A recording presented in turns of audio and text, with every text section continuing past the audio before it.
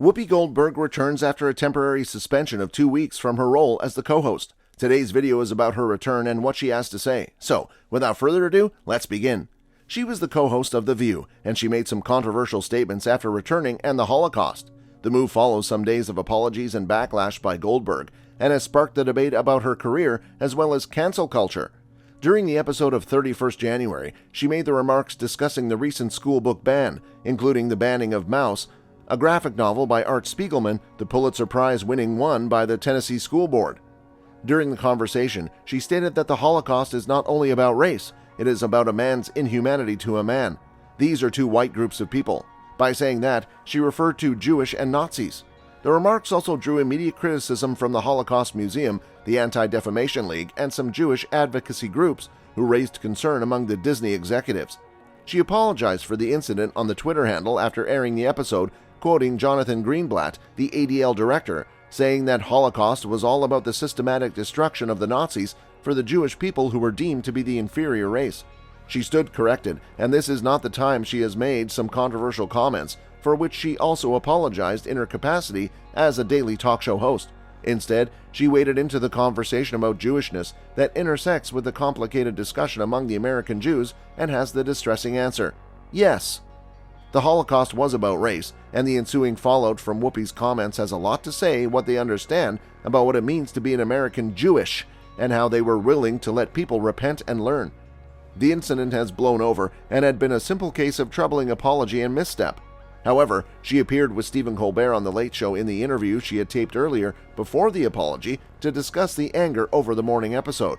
She said she feels like being black when they talk about race. It is such a distinct thing for her.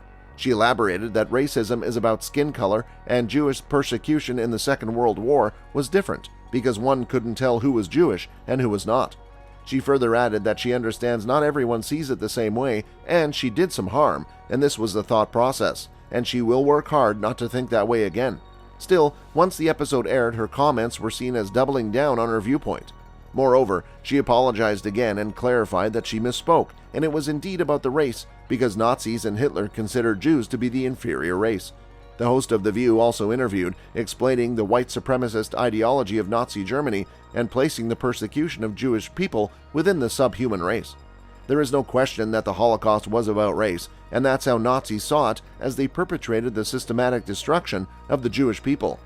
He also stated that Maus, the banned novel, prompted the discussion, opening up about the anti-Semitic quote from Hitler claiming that Jews are undoubtedly a race, but they were not human.